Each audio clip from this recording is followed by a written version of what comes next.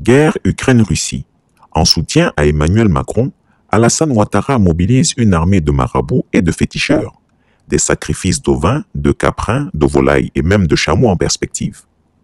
Alassane Ouattara vient de réunir une armée de marabouts pour prier pour que le régime de Vladimir Poutine tombe selon lui. Il faut préciser que c'est après un long entretien téléphonique entre Emmanuel Macron et lui que cette décision a été prise, car Alassane Ouattara considère le président russe comme un ennemi irréductible. Il a ainsi décidé de soutenir l'OTAN officiellement et les exhorte à attaquer la Russie. Nos alliés de l'OTAN et rassurer nos alliés à l'Est.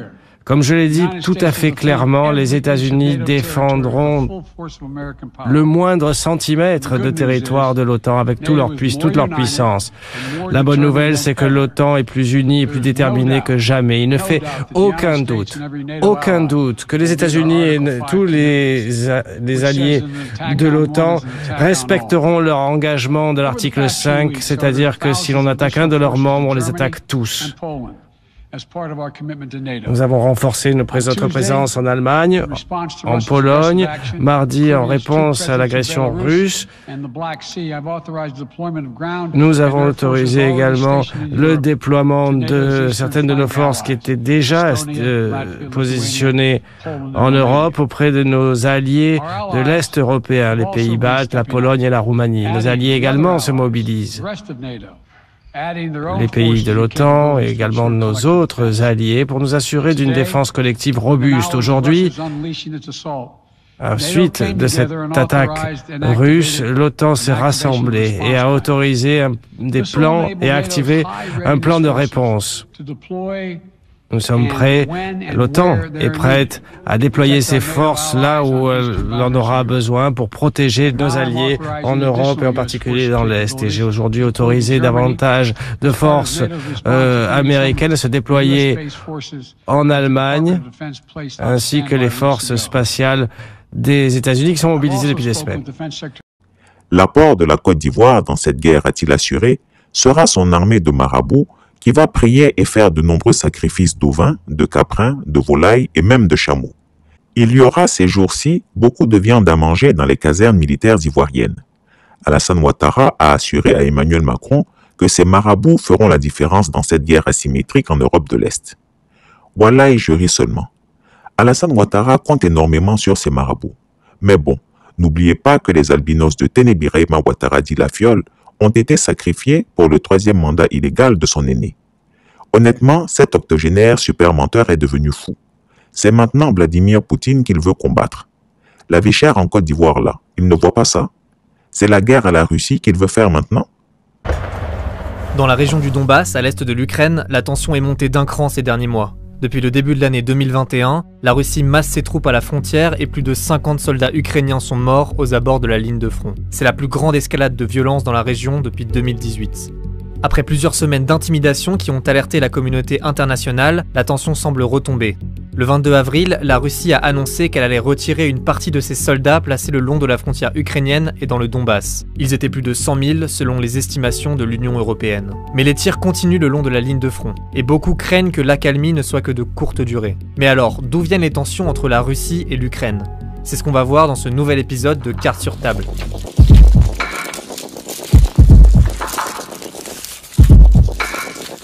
Au cours de l'histoire, les deux pays ont toujours été liés. La civilisation russe naît dans la Russie kievienne. Cette principauté, qui était aussi une grande puissance européenne, avait pour capitale Kiev, comme l'Ukraine actuellement. À partir du XVIIIe siècle, la quasi-totalité de l'Ukraine appartient à l'Empire russe. Après une brève période d'indépendance, elle est intégrée en 1922 à l'Union soviétique, qui s'étendra vers l'ouest jusqu'à englober l'entièreté de ses frontières actuelles. Sous l'URSS, l'emprise russe se renforce en Ukraine. En 1932 et 1933, la collectivisation forcée des terres voulue par Staline provoque une grande famine, l'Holodomor. Elle tue entre 3 et 5 millions d'Ukrainiens.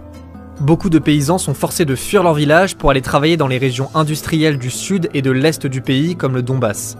Et dans ces régions, les usines sont gérées par des Russes. En 1991, l'URSS s'effondre et l'Ukraine accède à l'indépendance. Mais l'influence de la Russie reste forte, en particulier dans le sud et l'est du pays. Dans ces régions, le russe est parfois la langue maternelle de plus de 60% de la population. Bien sûr, la langue n'est pas le seul critère à prendre en compte pour saisir la complexité de l'identité ukrainienne, mais c'est une raison essentielle de la volonté séparatiste des russophones qui ne veulent pas voir leur langue marginalisée ou discriminée, ce qui explique leur envie de demeurer dans un espace où on parle russe. Demonstrators clash with police, with hundreds of thousands protesting the results of the election and calling for a new vote. L'élection présidentielle de novembre 2004 marque un tournant pour l'Ukraine. Elle oppose deux victors. Le libéral Yushchenko, tourné vers l'Occident, et le pro-russe Yanukovych, soutenu par Vladimir Poutine. Yanukovych est donné gagnant du second tour, ce qui provoque le soulèvement des partisans de son rival. C'est la révolution orange. Le résultat de l'élection est finalement annulé par la Cour suprême sur fond de soupçons de fraude électorale et un nouveau scrutin est organisé. Il donne la victoire au libéral Viktor Yushchenko et les résultats montrent un pays scindé en deux. Sous l'impulsion du nouveau président, l'Ukraine entame un rapprochement avec son voisin occidental, l'Europe. Cette situation inquiète Moscou qui vient de vivre une année difficile. En 2004, 7 pays de l'ancien bloc de l'Est sont intégrés à l'OTAN. Et au même moment, l'Union européenne étend son influence en Europe de l'Est en incorporant 9 pays de l'ancien bloc soviétique entre 2004 et 2007. La Russie doit donc absolument maintenir son emprise sur l'Ukraine. Pour faire pression, Moscou augmente le prix du gaz qu'elle vend à son voisin, ce qui est un coup dur pour Kiev. L'Ukraine est donc affaiblie, mais reste courtisée à l'ouest comme à l'est et tente de maintenir de bons rapports avec ses deux voisins. En 2013, l'Ukraine est obligée de se positionner. À ce moment, Kiev s'apprête à signer un accord d'association pour favoriser ses échanges commerciaux avec l'Europe. Poutine, qui veut garder le pays dans sa sphère d'influence, lui propose un autre accord. Il met sur la table 15 milliards de dollars de prêts et une baisse d'un tiers des prix du gaz. Un argument important pour l'Ukraine qui achète plus de la moitié de son gaz à la Russie. Viktor Yanukovych, qui a finalement été élu 3 ans plus tôt, se retire brusquement des négociations avec l'Europe fin 2013 et accepte la proposition russe. Cette décision révolte les Ukrainiens europhiles. 10 ans après la révolution orange, ils occupent à nouveau la place de l'indépendance de Kiev. Très vite, la contestation s'étend à toute l'Ukraine et en particulier aux régions de l'Ouest. En février 2014, les affrontements entre policiers et manifestants redoublent de violence et font plus de 100 morts et des centaines de blessés. C'est la révolution de Maïdan qui force Yanukovych à fuir le pays. En réaction, des manifestants pro-russes protestent contre cette révolution qu'ils voient comme un coup d'État.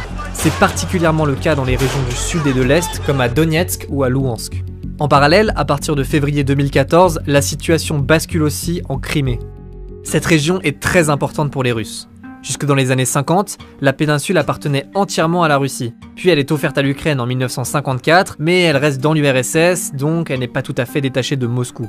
Quand l'Union soviétique disparaît, c'est bien à l'Ukraine que la Crimée est rattachée avec le statut de république autonome. La Russie perd alors une zone hautement stratégique, puisque la Crimée a un accès direct à la mer Noire, qui communique avec la Méditerranée, qui se jette ensuite dans les océans. Revenons en 2014. Des soldats russes sans insigne se mêlent aux contre-manifestations qui se multiplient en Crimée. Au même moment, la Russie masse ses troupes à l'est du détroit de Kertch. En mars, Moscou organise un référendum illégal du point de vue du droit international pour demander aux Criméens s'ils sont favorables au rattachement de la péninsule à la Russie.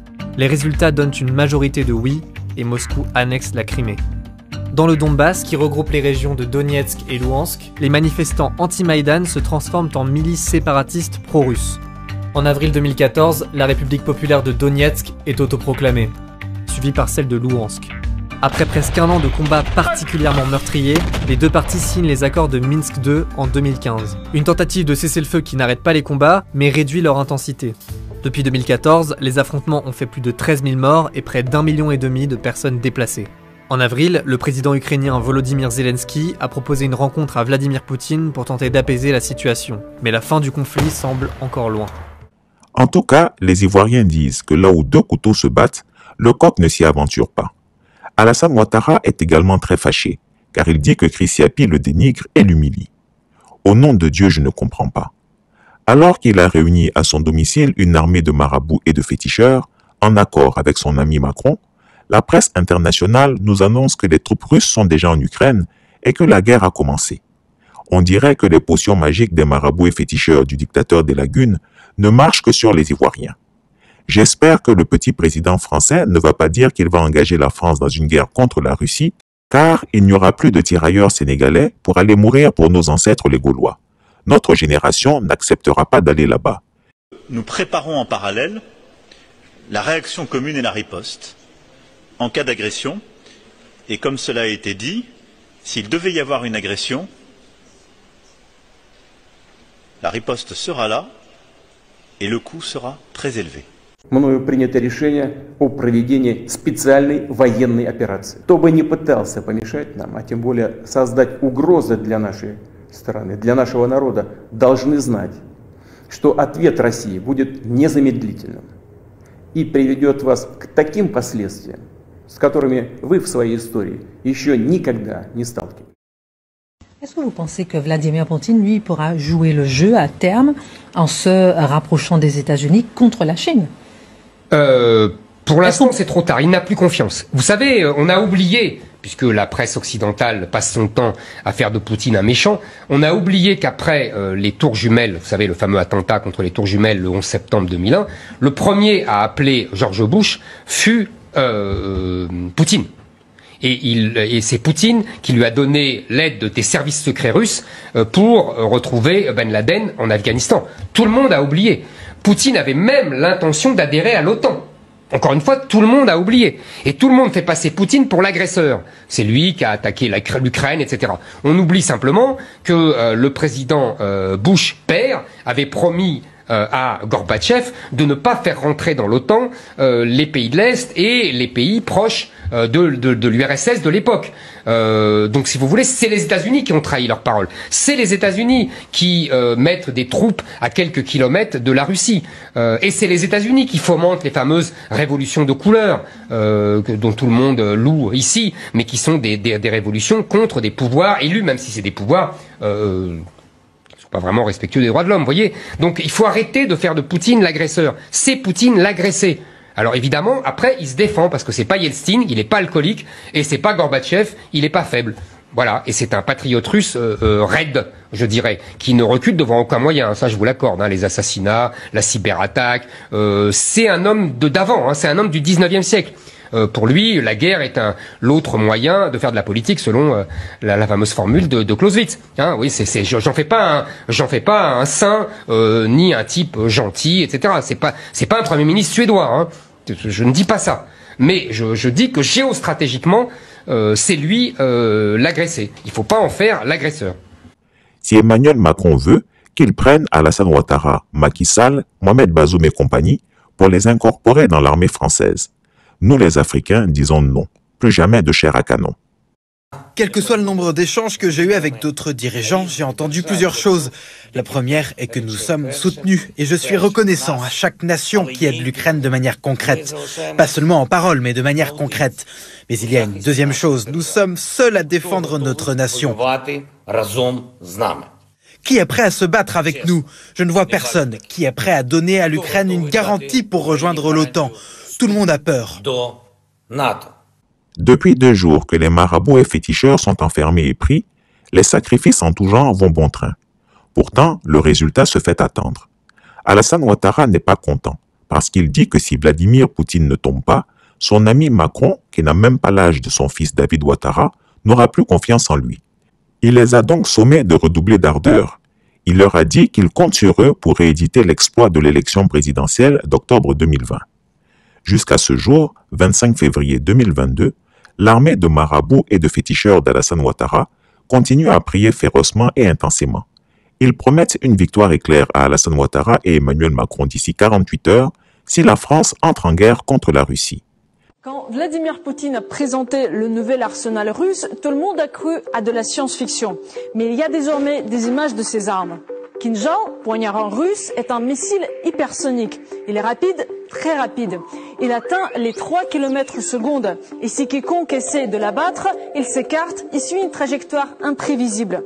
C'est une première, même si les États-Unis entendent tester leur équivalent l'année prochaine. Sarmat, c'est lui qu'on a pris pour un délire. C'est un nouveau missile balistique intercontinental nucléaire doté de, et oui, 20 ogives nucléaires. Mais son véritable atout est sa portée presque illimitée. Les anciens missiles devaient suivre la trajectoire de vol la plus courte et passer les défenses aériennes. Celui-là peut faire un détour par le pôle sud pour atteindre sa cible par derrière. Si vous Moscou n'avait pas envie de traverser l'Antarctique, optait pour Avant-Garde, destiné à passer les défenses antimissiles ennemies grâce à sa vitesse. Lorsque ces moteurs sont lancés, ils pénètrent dans l'atmosphère à Mach 20, soit environ 7 km/s. Propulsion nucléaire qui se déplace si profondément et rapidement qu'elle est en théorie invincible. Буревестник, un nouveau missile de croisière à propulsion nucléaire. Son réacteur implique que sa portée n'est limitée que par le volume de combustible. Il peut rester en l'air et flotter jusqu'à ce qu'il y ait une occasion de frapper. Les lasers de combat ont toujours été le gadget de science-fiction par excellence, mais ils n'avaient jamais existé, jusqu'à aujourd'hui. Peresviet, nommé d'après un moine guerrier russe, est un système d'armes à laser destiné à concentrer son énergie sur une petite zone et ainsi abattre ou fondre un drone, un avion en approche, un fuselage. Pour le moment, c'est tout ce qu'on sait à son sujet. Mais lorsqu'on a présenté les vidéos des bombardements de l'armée russe, les devins ont demandé cette fois des sacrifices de chameaux, parce que selon eux, ils ne s'attendaient pas à une si violente guerre de bombes avec des éclairs et du feu. Accédant à leur demande, Alassane Ouattara a commandé 250 chameaux qui seront bientôt livrés par des cargos français. Le super menteur ivoirien rend compte régulièrement à Emmanuel Macron de l'évolution des travaux de ses réputés marabouts et féticheurs. Affaire à suivre. Bernard-Henri Lévy a raison de citer les opposants qu'il a cités au régime de Vladimir Poutine. Mais n'oublions pas non plus, Bernard-Henri Lévy, les souffrances, le martyre qu'a connu le peuple irakien, le martyre, la souffrance qu'a connu le peuple libyen. Ce soir, on parle de l'Ukraine. Non, mais moi, je vous parle de la souffrance des peuples et ne l'oublions pas. Moi, je vous parle aujourd'hui de n'oublions pas les souffrances que nous avons infligées par des interventions militaires sans issue. Moi, je vous parle des souffrances qu'à cet instant même, l'armée de Poutine est en train d'infliger ne les aggravons pas aux civils d'Ukraine. La réponse militaire les aggravera, conduira Vladimir Poutine à surenchérir dans une escalade militaire. Mais Vladimir Poutine surenchérit sera toujours plus grande que la nôtre. La manière de procéder de Vladimir Poutine, c'est de surenchérir. Tant que Vladimir Poutine ne sent pas de résistance, vous le savez, il avance. Eh bien, la résistance ne doit pas se placer sur ce terrain-là. Nous avons d'autres moyens de l'atteindre. Et je ne crois pas que la posture sur des plateaux de télévision soit la bonne réponse. Ah ben, écoutez, je suis heureux de vous l'entendre dire parce que je vous vois là dans une posture qui ne me semble pas de nature à apaiser la situation. Chris Yapi ne ment pas. Retrouvez Chris Yapi sur son nouveau compte Twitter, ses 2 chaînes YouTube, sa chaîne Dailymotion, Instagram et Mediapart.